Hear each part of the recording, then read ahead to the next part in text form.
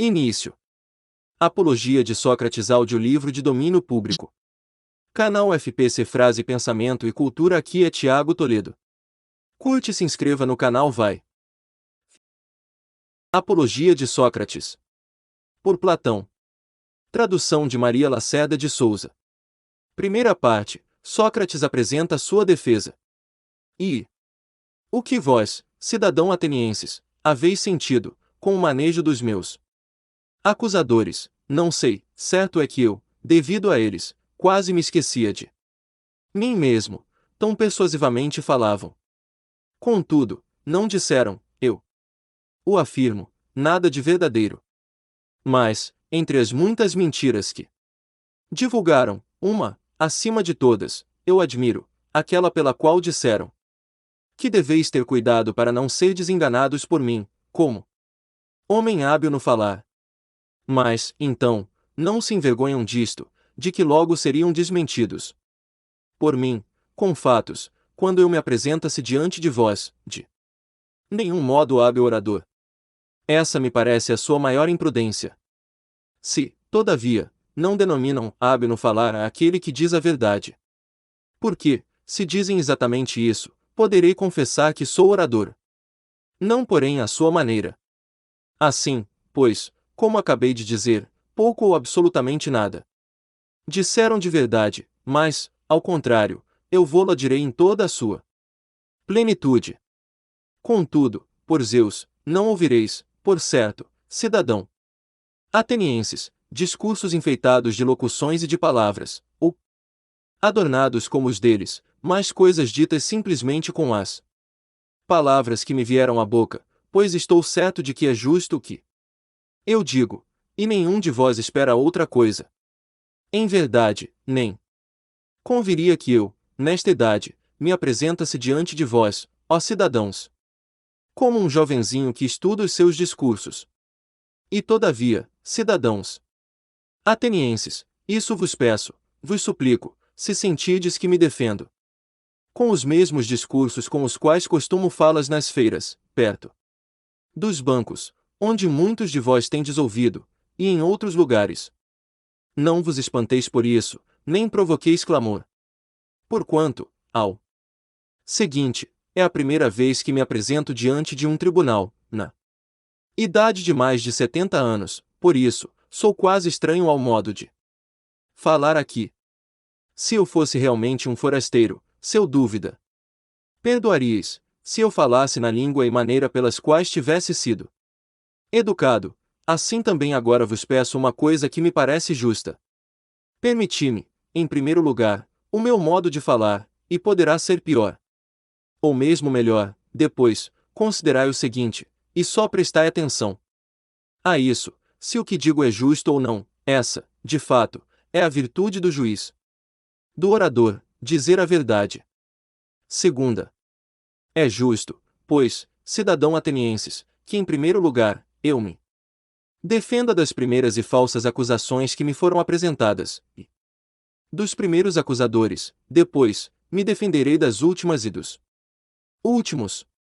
Porque muitos dos meus acusadores têm vindo até vós já bastante tempo, talvez anos, e sem jamais dizerem a verdade, e esses eu temo mais do que Anito e seus companheiros, embora também sejam temíveis os últimos.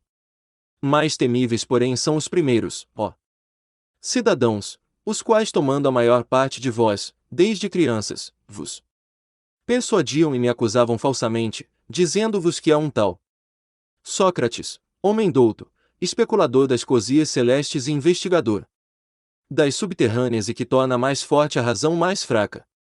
Esses cidadãos atenienses, que divulgaram tais coisas, são os acusadores que eu temo, pois aqueles que os escutam julgam que os investigadores de tais coisas não acreditam nem mesmo nos deuses.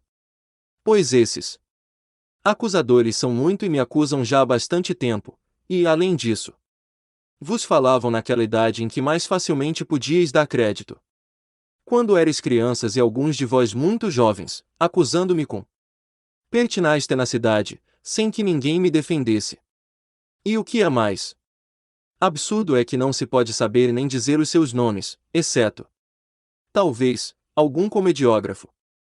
Por isso, quantos, por inveja ou calúnia, vos persuadiam, e os que, convencidos, procuravam persuadir os outros, são todos, por assim dizer, inabordáveis, porque não é possível fazê-los comparecer aqui.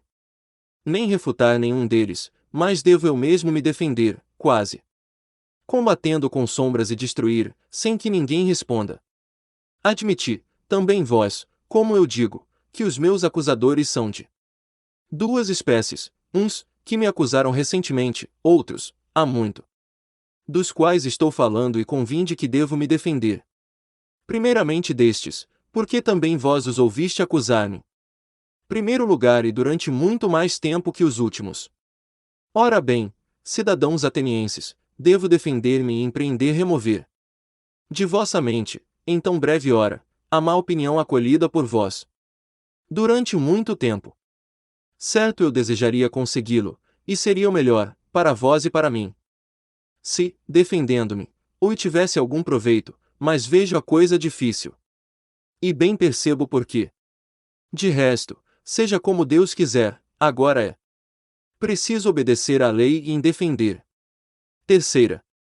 Prossigamos, pois, e vejamos, de início, qual é a acusação, de onde nasce a calúnia contra mim, baseado no qual Meleto me moveu este processo.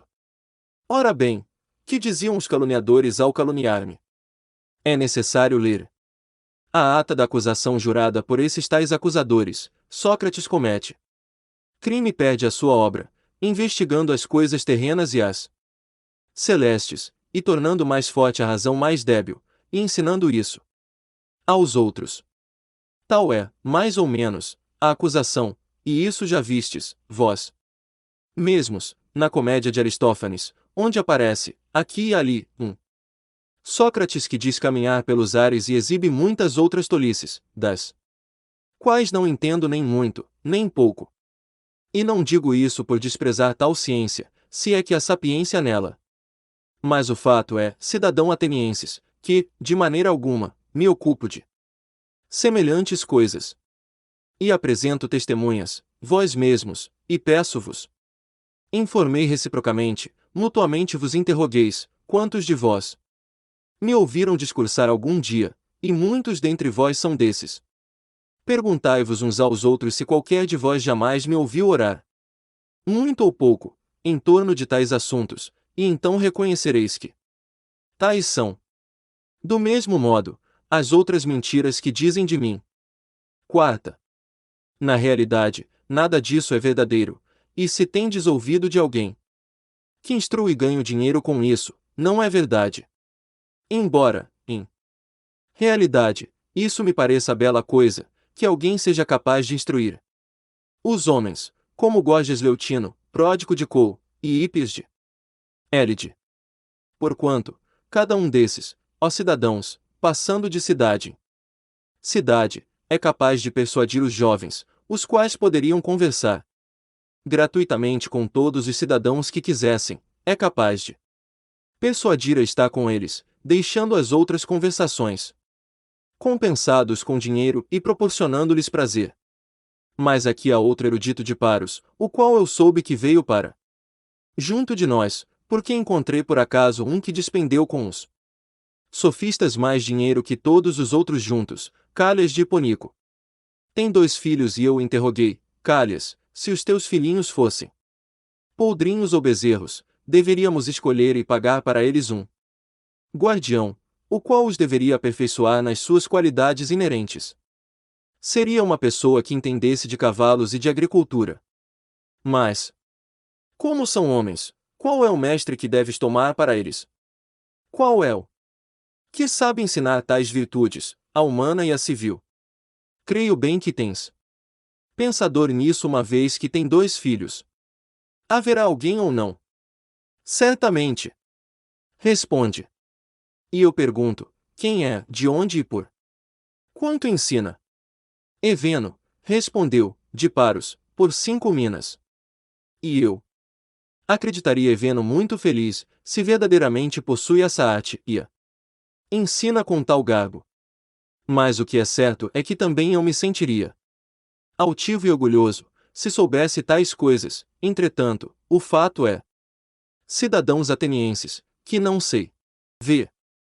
Algum de vós, aqui, poderia talvez se opor a mim, mas Sócrates, que é que fazes? De onde nasceram tais calunias? Se não tivesses te ocupado em coisa alguma diversa das coisas que fazem os outros, na verdade não terias ganho tal fama e não teriam nascido acusações. Dizes, pois, o que é isso, a fim de que não julguem a esmo. Quem diz assim, parece-me que fala justamente, e eu procurarei demonstrar-vos que jamais foi essa causa produtora de tal fama e de tal calúnia. Ouvi-me. Talvez possa parecer a algum de vós que eu esteja gracejando, entretanto, sabei-o bem, eu vos direi toda a verdade. Porque eu, cidadãos atenienses, se conquistei esse nome, foi por alguma sabedoria. Que sabedoria é essa? Aquela que é, talvez, propriamente, a sabedoria humana. É, em realidade, arriscado ser sábio nela, mas aqueles de quem falávamos ainda há pouco seriam sábios de uma sabedoria mais que humana, ou não sei que dizer, porque certo. Não a conheço. Não façais rumor, cidadãos atenienses, não fiqueis contra mim, ainda que vos pareça que eu diga qualquer coisa absurda. Pois que não é meu o discurso que estou por dizer, mas refiro-me a outro que é digno de vossa confiança. Apresento-vos, de fato, o Deus de Delfos como testemunha de minha sabedoria, se eu a tivesse, e qualquer que fosse. Conheceis bem Xenofonte. Era meu amigo desde jovem, também amigo do vosso Partido Democrático, e participou de vosso exílio e convosco repatriou-se. E sabeis também como era Xenofonte, veemente em tudo aquilo que empreendesse. Uma vez, de fato, indo a Delfos, ousou interrogar o oráculo a respeito disso, e não façais rumor, por isso que digo, perguntou-lhe, pois, se havia alguém mais sábio que eu. Ora, a pitonisa respondeu que não havia ninguém mais sábio. E a testemunha disso é seu irmão, que aqui está. Sexta. Considerai bem a razão por que digo isso, estou para demonstrar-vos de onde nasceu a calúnia. Em verdade, ouvindo isso, pensei, que queria dizer o Deus e qual é o sentido de suas palavras obscuras. Sei bem que não sou sábio, nem muito nem pouco, o que quer dizer, pois, afirmando que sou o mais sábio. Certo não mente, não é possível. É. Fiquei por muito tempo em dúvida sobre o que pudesse dizer, depois. De grande fadiga resolvi buscar a significação do seguinte modo, fui a um daqueles detentores da sabedoria, com a intenção de refutar, por meio dele, sem dúvida, o oráculo, e, com tais provas, opor-lhe a minha resposta. Este é mais sábio que eu, enquanto tu dizias que eu sou mais sábio. Examinando esse tal, não importa o nome, mas era cidadãos atenienses, um dos políticos, este de quem eu experimentava essa impressão. E falando com ele, afigurou-se-me que esse homem parecia sábio a muitos outros e principalmente a si mesmo, mas não era sábio. Procurei demonstrar-lhe que ele parecia sábio sem o ser. Daí me veio o ódio dele e de muitos dos presentes. Então, pus-me a considerar, de mim para mim, que eu sou mais sábio do que esse homem, pois que, ao contrário, nenhum de nós sabe nada de belo e bom, mas aquele homem acredita saber alguma coisa, sem sabê-la. Enquanto eu, como não sei nada, também estou certo de não saber. Parece, pois, que eu seja mais sábio do que ele, nisso, ainda que seja pouca coisa, não acredito saber aquilo que não sei. Depois desse, fui a outro daqueles que possuem ainda mais sabedoria que esse, e me pareceu que todos são a mesma coisa. Daí veio o ódio também deste de muitos outros. Para mais audiolivros siga o canal e se inscreva, aperte o sininho. No canal FPC Thiago Toledo. Até mais.